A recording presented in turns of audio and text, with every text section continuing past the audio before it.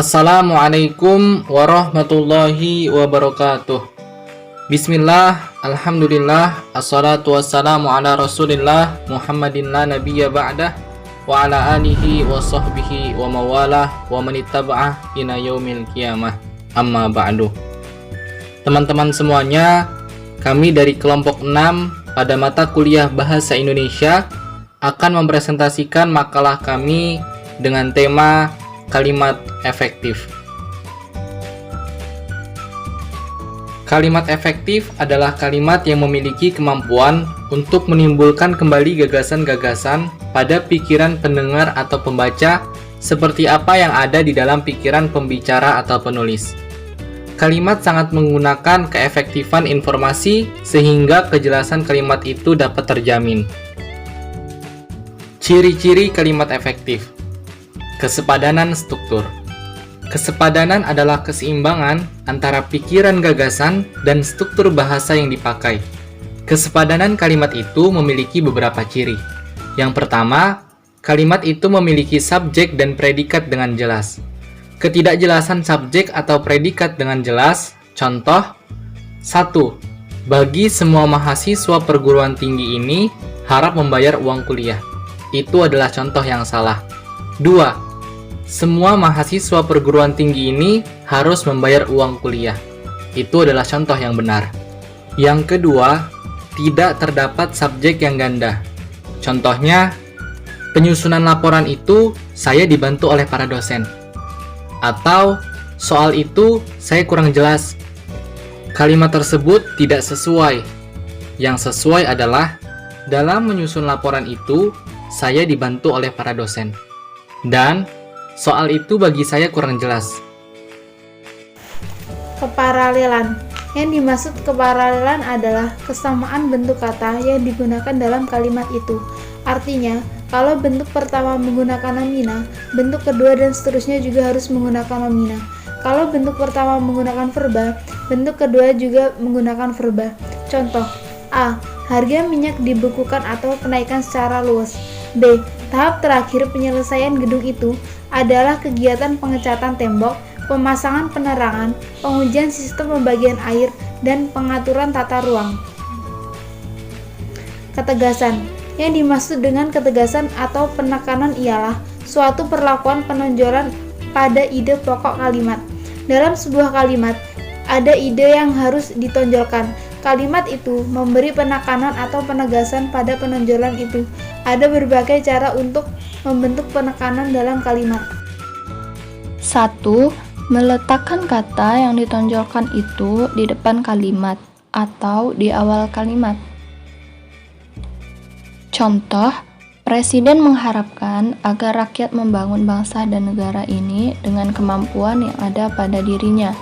Penekanannya ialah Presiden mengharapkan. Contoh, harapan Presiden ialah agar rakyat membangun bangsa dan negaranya. Penekanannya, harapan Presiden.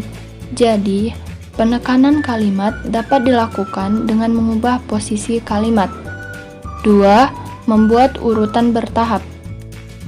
Contoh, bukan 1000, sejuta, atau 100, tetapi berjuta rupiah telah disumbangkan kepada anak-anak terlantar. Seharusnya bukan 100, 1000, atau sejuta, tetapi berjuta-juta rupiah telah disumbangkan kepada anak-anak terlantar. Melakukan pengulangan kata atau repetisi. Contoh, saya suka akan kecantikan mereka. Saya suka akan kelembutan mereka. Kehematan dalam kalimat efektif adalah hemat mempergunakan kata frasa atau bentuk lain yang dianggap tidak perlu. Kehematan tidak berarti harus menghilangkan kata-kata yang dapat menambah kejelasan kalimat. Penghematan di sini berarti penghematan terhadap kata yang memang tidak diperlukan. Ada beberapa kriteria yang perlu diperhatikan. 1. Penghematan dapat dilakukan dengan cara menghilangkan pengulangan subjek. Perhatikan contoh berikut. A. Karena ia tidak diundang, dia tidak datang ke tempat itu. B. Hadirin serentak berdiri setelah mereka mengetahui bahwa presiden datang. Perbaikan kalimat itu adalah sebagai berikut. A. Karena tidak diundang, dia tidak datang ke tempat itu. B. Hadirin serentak berdiri setelah mengetahui bahwa presiden datang. Penghematan dapat dilakukan dengan cara menghindarkan sinonim dalam satu kalimat. Kata naik bersinonim dengan ke atas, kata turun bersinonim dengan ke bawah, kata hanya bersinonim dengan kata saja, kata sejak bersinonim dengan kata dari. Perhatikan kalimat-kalimat di bawah ini. A. Dia hanya membawa badannya saja. B. Sejak dari pagi dia bermenung. Kalimat ini dapat diperbaiki menjadi A. Dia hanya membawa badannya. B. Sejak pagi dia bermenung. Kecermatan. Yang dimaksud dengan cermat adalah bahwa kalimat itu tidak menimbulkan tafsiran ganda dan tepat dalam pilihan kata. Perhatikan kalimat berikut. A. Mahasiswa perguruan tinggi yang terkenal itu menerima hadiah. Kalimat A memiliki makna ganda, yaitu siapa yang terkenal, mahasiswa atau perguruan tinggi. B. Dia menerima uang sebanyak 25 ribuan. Kalimat B memiliki makna ganda, yaitu berapa jumlah uang 100.000 rupiah atau 25.000 rupiah. Syarat kalimat efektif.